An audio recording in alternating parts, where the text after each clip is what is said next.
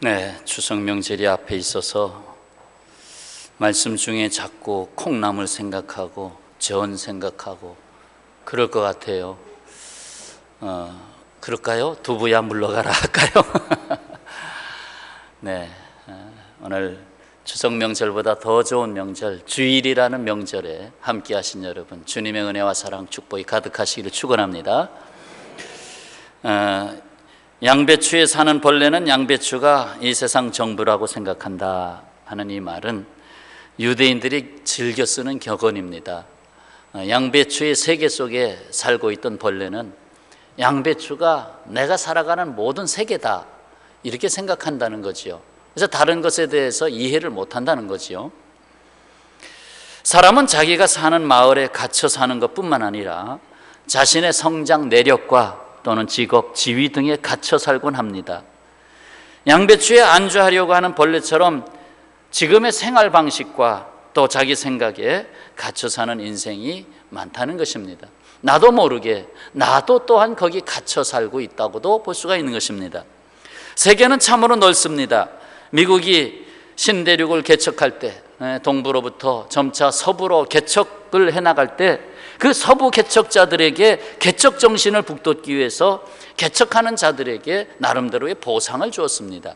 그 보상은 20만 평까지는 토지를 소유할 수 있도록 해 주었습니다. 영국의 엘리자베트 여왕 때는 영국은 심지어 해적들에게까지도 너희가 신대륙에 가서 개척을 할 의향이 있으면 귀족이라는 자기를 주겠다. 그래서 귀족의 자기를 주어서까지도 그런 개척하는 반열에 서게 했습니다. 그래서 일찍이 영국, 더 나아가서 지금의 미국은 참으로 세계의 강대국이 되어서 그들의 발이 닿지 않는 곳이 없게 되었습니다. 전에 넓은 땅을 뛰어다녔던 인디언들을 생각해 보시죠. 그들은 지금 보호받는 하나의 종족이 됐습니다. 그래서 미국 정부가 그들을 하나의 안전지대에 살게 하고, 그래서 거기서 먹는 것, 공부하는 것, 병원 가는 것 등의 모든 것을 무상으로 혜택을 받게 했습니다. 그러면 거기서 편하게 살겠다. 그러나 그들은 거기서 그 넓은 땅을 뛰어다니는 삶의 기상을 잃었습니다.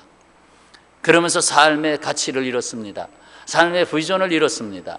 그래서 그들은 오직 그들의 낙은 술을 먹는 것이었습니다. 그래서 미국 사회에서 가장 알코올 중독자로서 가장 많은 그런 문제를 안고 있는 것이 바로 인디언입니다. 그건 캐나다도 마찬가지고, 그래서 인디언들이 그만큼 술 중독에 빠져서 헤어나지 못하고 점점 종족은 힘을 잃어가고 있는 모습을 보게 됩니다. 세계는 넓습니다. 갇혀진 자 거기서 뛰쳐나와 땅끝까지 이른 내 증인이 되라. 정말 좀 눈을 펴서 좀 세상을 다시 봐라. 내가 너희를 이 세상에서 불러낸 이유는 세상에서 교회 안에 들어와서 갇혀서 살라고 하는 게 아니다. 교회는 세상으로 나가야 된다. 그러면서 세상이 넓다고 하는 것을 오늘 말씀하시면서 오늘 한 여인을 여기서 표현하고 있습니다. 하나님은 이 한 여인에 대하여 말씀하고 있다는 것입니다. 자, 그러면 1절 말씀을 같이 봉독하도록 하겠습니다. 1절, 잉태하지 못하며 출산하지 못한 너는 노래할지어다. 산고를 겪지 못한 너는 외쳐 노래할지어다. 이는 홀로 된 여인의 자식이 남편이 있는 자의 자식보다 많음이라 여호와께서 말씀하셨느니라. 아멘. 전에 잉태하지 못하던 여인이 이제는 외쳐 노래하라는 것입니다. 전에 출산하지 못했던 여인들에게 이제는 외쳐 노래하라는 것입니다. 왜? 자식을 낳게 되기 때문에, 이제는 자식을 낳을 수 있게 되었기 때문에. 여기서 잉태하지 못하던 여인은 하나님의 뜻을 저버리고 메말라 버렸던 이스라엘을 상징하고 있습니다. 그런데 그 중에 홀로 된 여인이 등장하고 있습니다.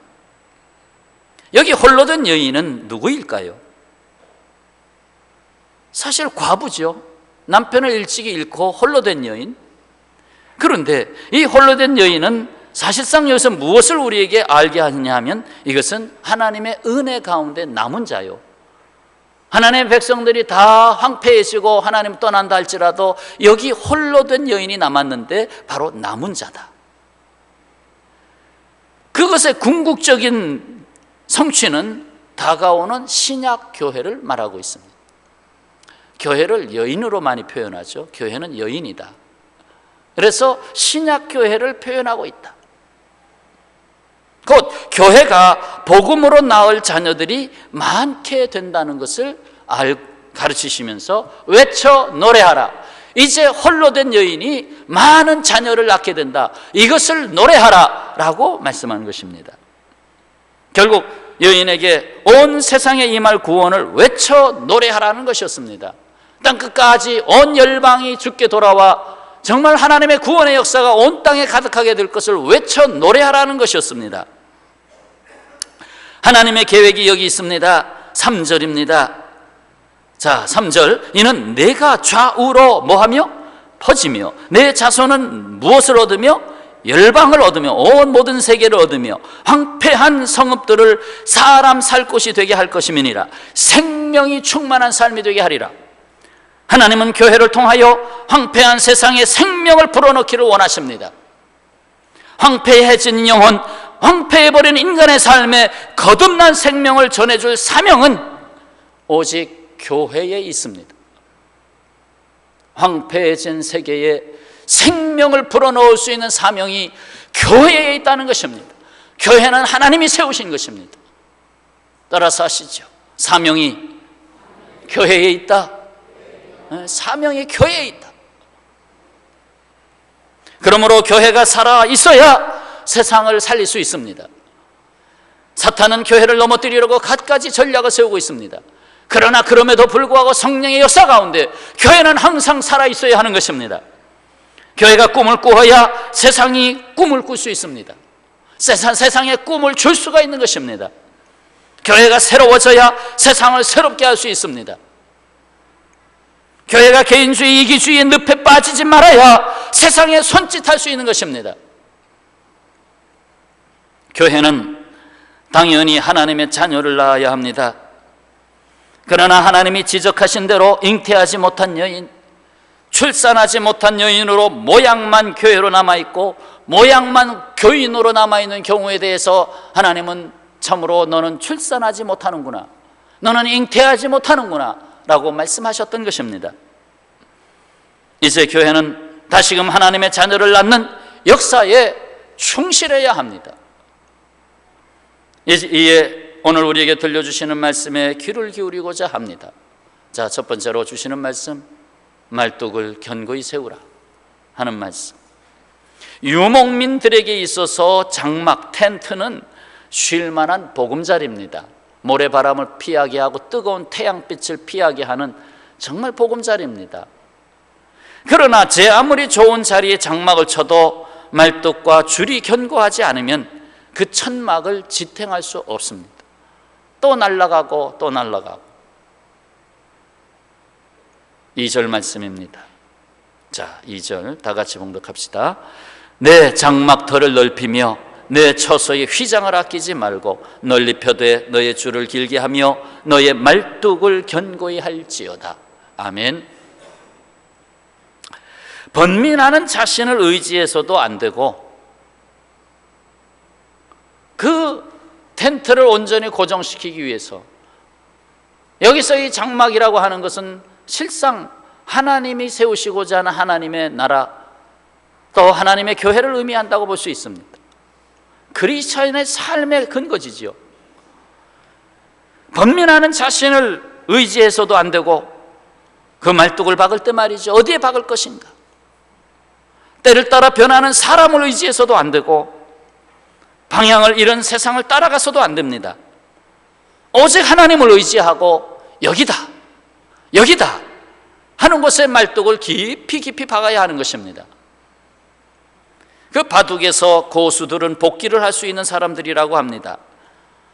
복기를 하면 내가 지금까지 놓았던 그 모든 바둑 아래 자리를 확 흩어버린 다음에 다시 처음부터 끝까지 다 놓을 수 있는 것을 말합니다. 보통 전문 바둑인들은, 고수들은 바둑 아래 수를 250개에서 300개 정도 놓는데, 한 판을 하기 위해서 300개 정도의 바둑알을 확 뭉겨버리고 다시 처음부터 여기 놨지, 여기, 그 다음은 여기 놨지, 그 다음 여기 놨지, 차례대로 다 놓을 수 있다는 것입니다. 10개도 20개도 아닌 300개를 순서 하나 놓치지 않고요.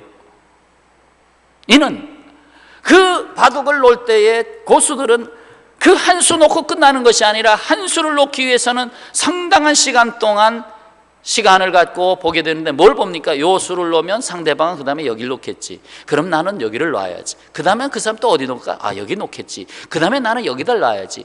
10수 20수 앞을 내다보고 논다 이 말입니다. 그러니까 다 연결이 되는 거죠. 그래서 내가 이 한 수를 놓는 것은 앞으로 놓을 수십 개, 수백 개의 알을 이어주는 중요한 자리가 되는 것입니다. 그 바둑을 하나 놓는 자리를 말뚝이라고 생각하고 싶습니다. 우리가 살아가는 삶의 자리는 수없이 말뚝을 박아야 되는데, 나는 과연 어디에다가 말뚝을, 최선의 자리에 말뚝을 박을 것이냐 하는 것입니다. 그 한 판을 전부 뭉개버리고 다시 논다 해도 나는 여전히 그 자리에 놓을 것이다 하는, 그 자리냐 하는 것입니다. 그 한 수가 큰 집을 송두리째 잃게 할 수도 있고, 그 한 수가 상대방을 정복할 수도 있고, 그 한 수는 한 수로 끝나는 것이 아니라 승리냐 패배냐, 죽느냐 사느냐의 바로 그 자리인 것입니다. 그래서 그 자리밖에 없는 것입니다. 그러므로 그 자리에 다시 놓을 수밖에 없는 것입니다. 그렇습니다. 의미 없이 되는 대로 살아가는 세상이 아니라 말뚝을 하나님의 생각, 하나님의 비전에 받고 믿음으로, 사랑으로, 소망으로 견고히 줄을 매고 휘장을 치면 바로 그것이 하나님의 나라를 세워가는 일이 되는 것입니다. 의미를 상실한 채 방향도 없이 하나님의 부르심에 외면한 채 있어야 할 자리에 의식도 없이 살아가는 그런 삶이 되어서는 아니 되는 것입니다. 크리스천의 삶은 거듭난 삶입니다. 너무 중요한 소중한 삶입니다. 영생을 받은 삶입니다. 천국을 받은 삶입니다. 우리의 삶의 가치는 세상의 그 어떤 것과 바꿀 수가 없습니다. 이리저리로 흔들거리는 이 사회를 보십시오.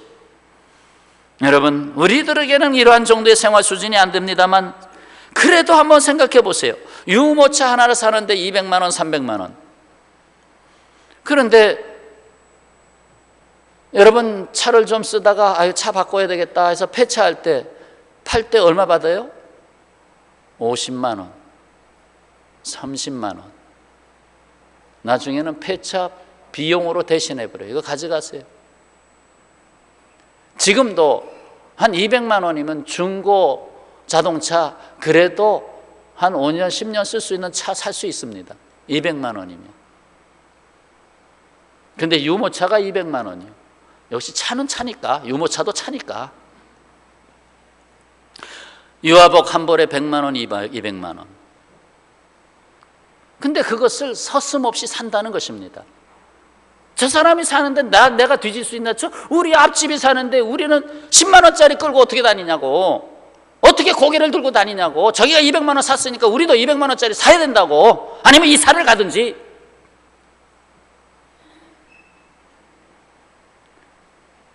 남의 눈물을 생각지 아니하고 사기와 거짓을 일삼는 사람들, 남의 통장에서 수백만 원, 수천만 원 몰래 빼가도 눈 끔찍하지 않는 사람들,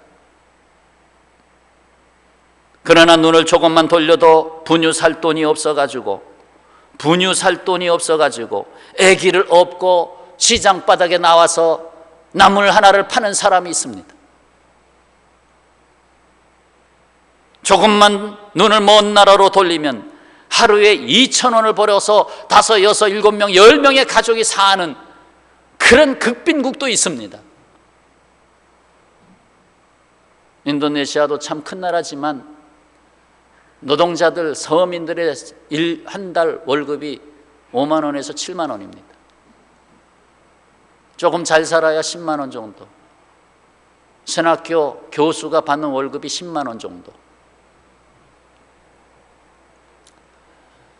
그런데 우리는 하루 나가서 망치질하면 10만 원 받습니다. 그런데도 우리는 우리의 삶의 가치의 의미를 바로 찾아가지 못하고 있습니다.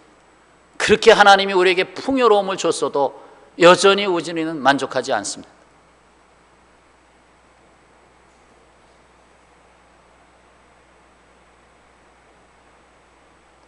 말뚝은 흔들리거나 빠져서는 안 됩니다. 말뚝을 어디에 박느냐? 그것은 생애의 아주 중요한 가치관입니다.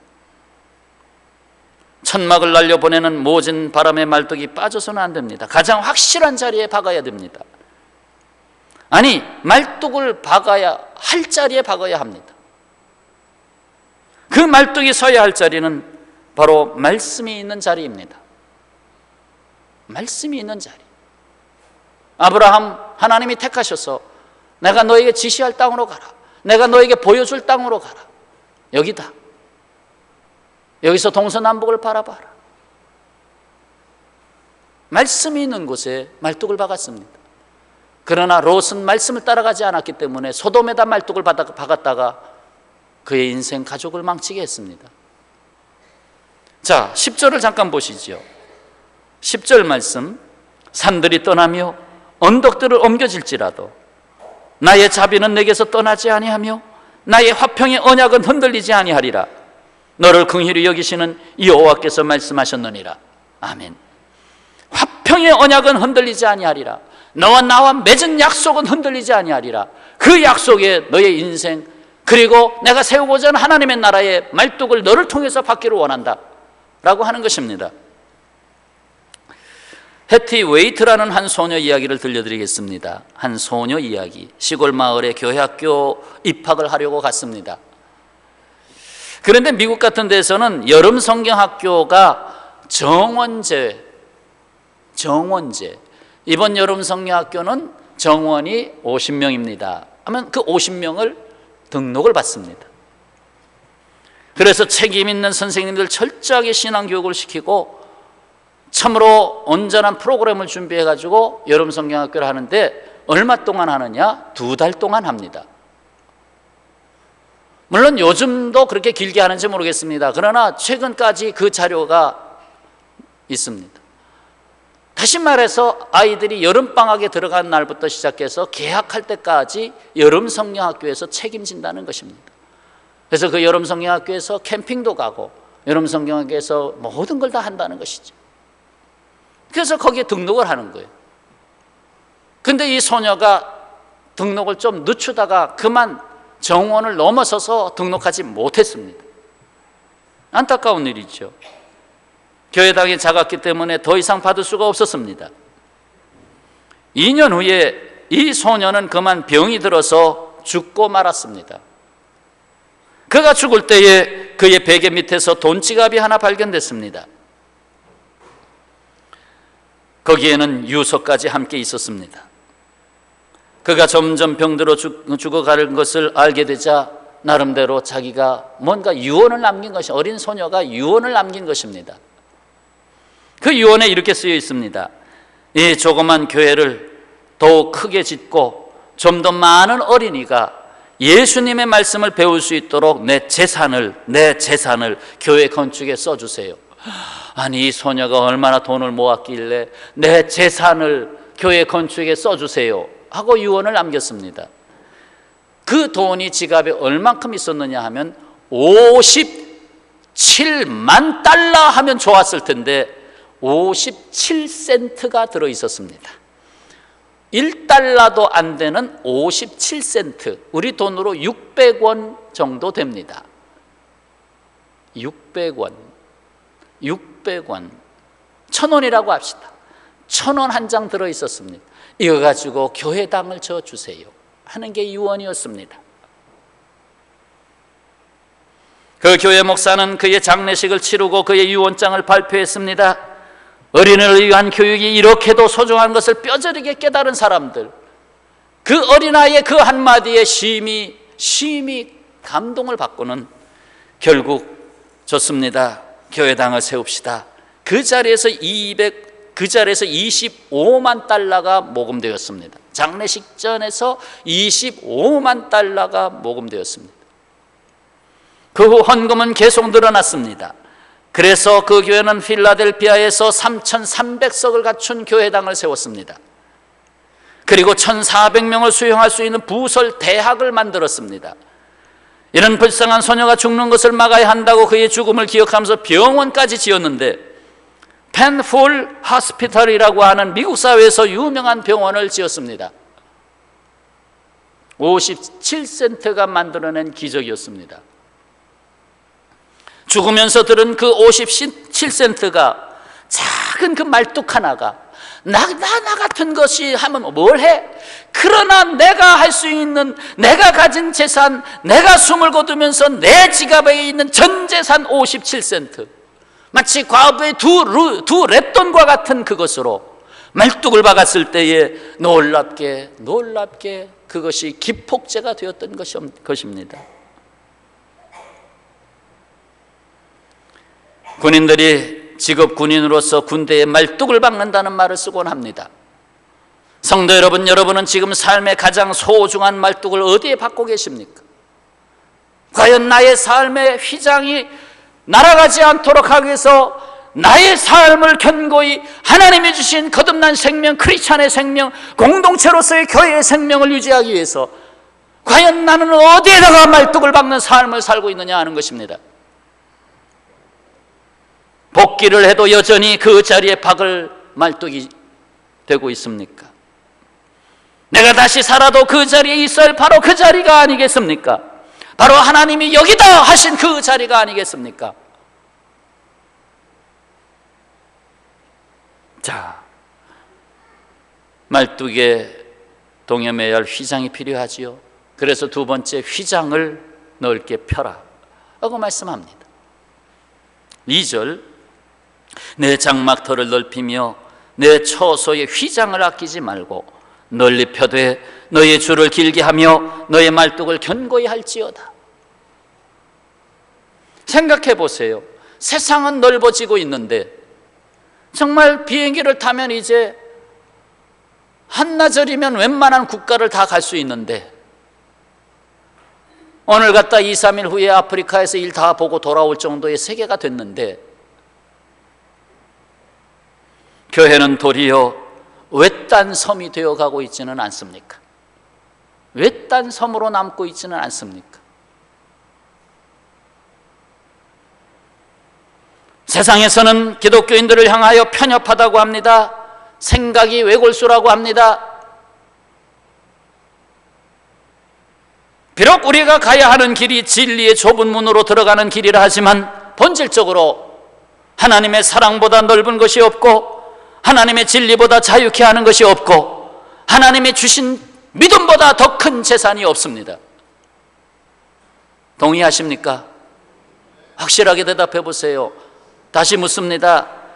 하나님의 사랑보다 넓은 것이 없고 하나님의 진리보다 더 자유를 주는 것이 없고 하나님이 주신 믿음보다 더 큰 재산이 없습니다. 동의하십니까? 그럼에도 불구하고 교회가 세상으로부터 외딴 섬으로 남는다고 하는 것은 있을 수 없는 일입니다. 세상을 향하여 나가야죠. 그리스도인으로서의 휘장을 넓게 펴야 합니다. 생각의 틀을 넓혀야 합니다. 마음을 넓혀야 합니다. 저 사람 예수를 믿고 난 다음부터 더 화통한 사람이 됐어. 저 사람 예수 믿기 전에는 참으로 옹졸했어. 그런데 예수 믿고 난 다음부터는 그렇게 통이 넓은 사람이 됐어. 온 세계를 품을 수 있는 사람이 됐으니까. 나밖에 몰랐던 삶, 나에게서 모든 생각이 나오고 나에게서 모든 결정이 나왔던 사람이 이제는 천지를 창조하신 하나님께로부터의 생각을 구하고, 그러니까 통이 넓어지는 거예요. 생각이 넓어지는 거예요. 인간관계의 문제들이 해결되는 거예요. 제 집사람이요, 교회를 다니고 난 다음부터 더 사랑스러운 아내가 됐어요. 그렇게 표현이 나와야 되겠죠. 제 집사람이 교회를 다니고 언제부터가 다니고 난 다음부터 제 집사람이요, 나에게 대하는 태도가 달라졌어요. 그래서 제가 제 아내를 더 사랑하게 됐어요. 그리고는 나중에 결국 교회도 같이 가게 됐어요. 제 남편이요, 교회 직분을 맡고 난 다음부터는 생각하는 그릇이 커졌어요. 생각하는 그릇이 커졌어요. 좀 우스개 얘기 같지만 저희들도 교회 건축하면서 뭐 10억, 20억, 30억 뭐 그런 단위로 이제 했잖아요. 그러니까 이제는 어느 교회에서 10억 빚이 있다 그러면 아이 그것도 빚이라고 그러냐. 10억 가지고 무슨 빚이라고 그래. 1억? 아이 1억은 소꿉놀이야. 생각이 커져버리고 말았어요. 단위가 커져버리고 말았다 이 말이죠. 주의 일을 하면 창조주 하나님 내가 너를 지었느니라. 창조주 하나님과 살아가는 삶의 그 생각이 그 그릇이 커지는 거예요. 커지는 거예요. 근데 예수 믿으면 옹졸해져요? 그건 잘못 믿어서 그래요. 그건 잘못 믿어서 그래요. 예수님을 바르게 믿으면 틀이 커져요. 생각이 커져요. 품이 커져요. 호주머니도 커져요. 다 커지는 겁니다. 그래서 이사야서 55장 8절 9절을 좀 보셔야 됩니다. 8절 9절 왜 그렇게 되는가?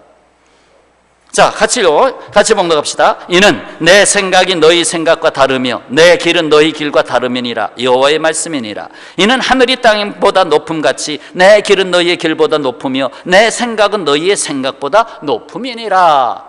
아멘. 예, 너무나 귀한 말씀이에요. 이사야서 55. 지금 이사야서를 계속 지금 주일 설교를 하고 있잖아요. 이제 조금만 더 하면 이제 마무리가 되는데 처음부터 말씀드렸어요. 이사야서 66권은 성경 66권의 축소판이다. 그리고 구약의 복음서다. 그리고 주제는 구원이다. 전부 구원에 대한 말씀이에요. 아무리 구원에서 벗어나려고 해도 전부 구원에 대한 말씀이에요. 그래서 이 이사야서는 여러분이 정말로 그냥 걸레가 되듯이 읽어야 돼. 창세기 읽은 다음에 출애굽기 읽은 다음에 조금 건너뛰어서 이사야서를 읽기를 원합니다. 이사야서.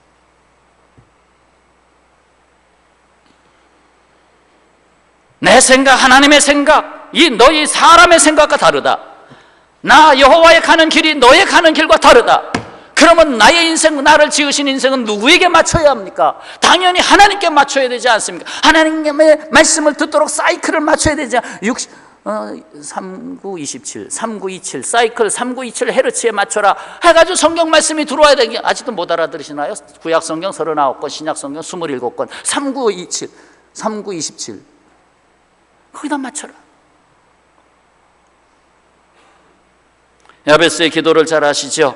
그는 하나님을 만나고 지경을 넓힌 사람입니다. 역대상 4장 10절 야베스가 이스라엘 하나님께 아뢰어 가로되 원컨대 주께서 내게 복에 복을 더하사 나의 지경을 넓히시며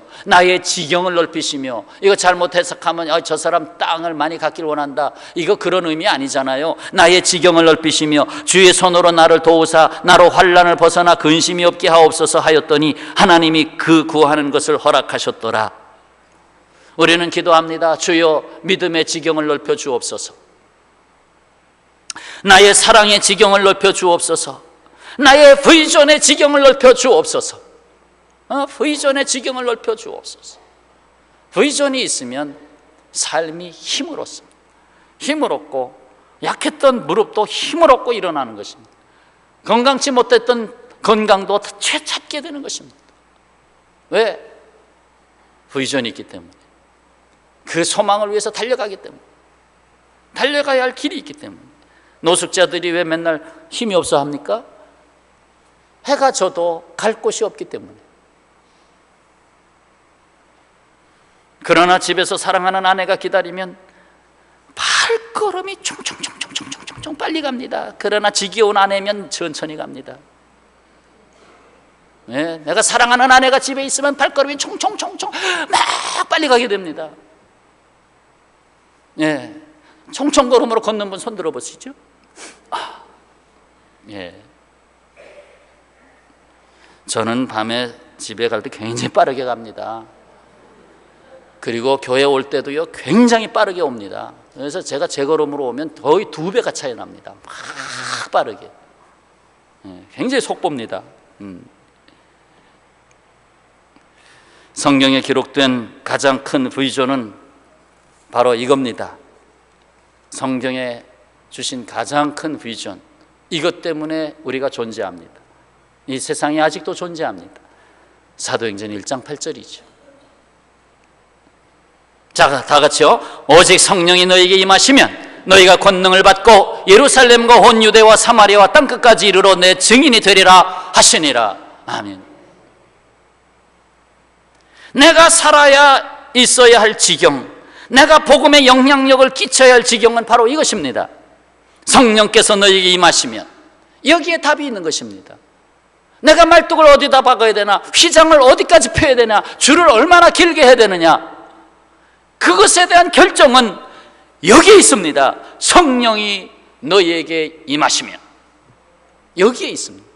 이것이 안 되면 그 다음은 육신을 따르게 되어 있습니다. 우리는 육에 속한 자가 아니라 영에 속한 자입니다.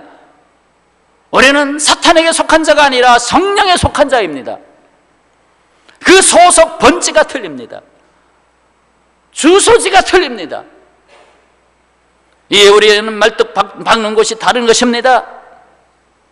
그 말뚝을 어디다 박았느냐에 따라서 그 휘장 처소의 사용 목적이 틀려지는 것입니다. 나의 삶은 어떻게 사용될 것인가? 여러분, 모든 사람을 배불리 먹게 한 오병의 역사는 어디에서 출발했습니까? 한 소년의 손에서 출발했습니다. 오늘 말씀에서 구원에 이르는 많은 자식은 누구에게서 낳게 하셨다고 했습니까? 홀로 있는 여인에게서 낳았다고 했습니다. 홀로 있는 여인이 무슨 능력이 있습니까? 그런데 홀로 있는 여인에게서 낳겠다고 하셨습니다. 홀로 있는 여인이 낳은 자식이 남편 있는 자의 자식보다 더 많으리라 라고 말씀했습니다. 왜? 영적인 자녀를 낳기 때문에. 여러분, 휘장을 펴야 합니다. 그 휘장에는 이른바 재능 기부가 있습니다. 시간 기부가 있습니다. 물질 기부가 있습니다. 휘장을 펴야 합니다. 휘장을 아끼게 되면 인생이 줄어듭니다. 하나님이 내게 주신, 지금은 내가 홀로 된 여인같이 미약한 것 같지만 그러나 나는 너를 통해서 일한다. 네가 나를 남편으로만 모시면, 네가 여호와 하나님을 남편으로만 생각한다면 나는 너를 통해서 일하겠다. 그게 하나님의 마음입니다.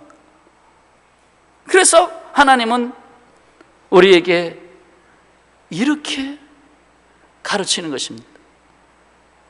하나님의 교회는 요동하는 세상을 붙잡고 떠내려가지 않도록 하는 말뚝이다.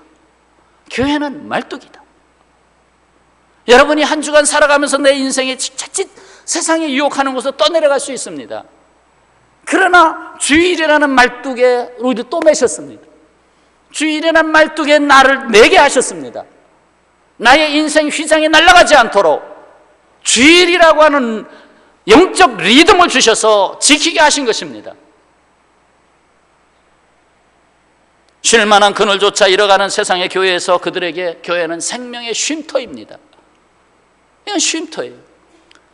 이 주일을 하나님이 명하지 않으셨으면 오늘 이날 노는 데도 쓰겠지만 이날까지도 돈을 벌기 위해서 악착스럽게, 그래 빨리 다른 사람 10년 안에 집을 살 거 우리는 5년 안에 사자, 전념하고 그럴 거 아닙니까? 그러나 우리 인생에는 하나님이 주신 삶의 행복이 거기에 있지 않기 때문에 가다가 멈춰라. 말을 달리고 가다 인디언들이 갑자기 멈춰서는 이유는 내가 신보다 앞서가지 않기 위해서 선다고 그러잖아요. 가다가 갑자기 선다. 야, 잠깐 서. 그 서는 자리가 주일이라 이 말입니다. 그리고 우리는 이렇게 노래할 수 있게 됩니다. 구원의 노래를, 사랑의 노래를, 축복의 노래를 외쳐 부르게 되는 것입니다. 하나님 말씀하십니다. 내가 낳은 자식을 내게 보여라. 하나님은 출산하지 못한 백성들에게 이제는 외쳐 노래할 때가 되었다고 말씀하십니다. 그래서 1절에 홀로 된 여인의 자식이 남편 있는 자의 자식보다 많다. 그러나 전에는 너희가 잉태도 못했고 출산도 못했다. 오직 우리는 하나님의 전적인 은혜와 권능 아래서 살고 있음을 알아야 합니다. 영적인 자녀를 낳지 못하는 것은 수치입니다. 그냥 육신적인 자녀는 쑥쑥쑥. 이슬람교에서는 저는 보통 8명씩 낳는데 쑥쑥쑥 이슬람교 정책이 그렇잖아요. 자녀를 많이 낳아서 세상을 정복한다. 그래서 어느 나라에 들어가든지 자녀 8명은 낳아. 근데 한국 사람들 한 명도 잘 낳기, 이제 한 명도 안 낳겠다는 게 한 30% 되잖아요. 한 명도 안 낳겠다. 그러면 자연적으로 30년에서 50년 정도 되면 이슬람교가 정치, 경제, 사회를 다 정복하게 된다는 거예요.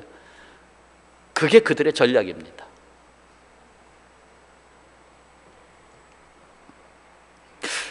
자, 영적인 자녀, 이슬람교는 자기네들의 포교를 위해서 8명씩 낳아라.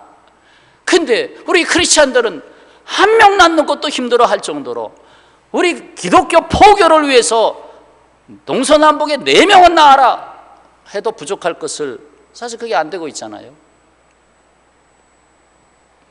영적인 자녀, 육신적인 자녀가 아니라 영적인 자녀를 낳기 위해서, 이미 육신적인 자녀로 낳았지만 영적인 자녀로 변화되기 위해서, 내가 자녀 교육에 영적인 자녀로 변화되게 하기 위해서 얼만큼 투자하고 있느냐. 성경을 정 안 보면 어느 날 이쁜 성경 하나 사다 주면서 얘야 이거 참 이쁘지, 꼭 가지고 다니면서 읽어라. 정 안 되면 그렇게까지 자꾸 좀 관심을 갖게 해야 되지 않을까.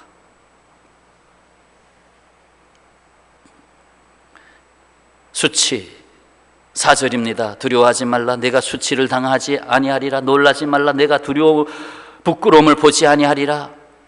전에는 수치를 당했고 부끄러웠다는 얘기죠. 왜? 자녀를 못 낳았으니까. 그런데 이제 내가 내 젊었을 때의 수치를 잊겠고 과부 때의 치욕을 다시 기억함이 없으리라. 왜? 자녀를 낳으니까. 홀로 된 여인의 남편은 바로 남편 되신 주 하나님입니다. 주 예수께서 교회의 신랑으로 오셨죠. 신부된 교회는 신랑된 예수님으로 말미암아 자녀를 출산합니다. 천국의 자녀. 5절에 이는 너를 지으신 이가 내 남편이시라. 지금 홀로 된 여인에게 뭐라고 합니까? 너를 지은 이는 내 남편이라. 남편이 있네요. 신랑 예수. 그의 이름은 만군의 여호와이시며 내 구속자는 이스라엘의 거룩하신 이시라. 그는 온 땅의 하나님이라 일컬음을 받으실 것이라. 주님은 말씀하십니다. 네가 낳은 자식을 내게 보여라. 마지막 날 주님 앞에 설 겁니다. 그 주님 앞에, 내가 죽을 때 주님 앞에 설 겁니다. 그럴 때 주님은 얘야 네가 낳은 자식을 보여라. 예, 저요? 저 결혼 3번 해서 자녀 6명 있는데요, 그것 말고 천국에 들어온 자녀를 보여라. 천국에 들어온 자녀를 보여라. 기도하겠습니다.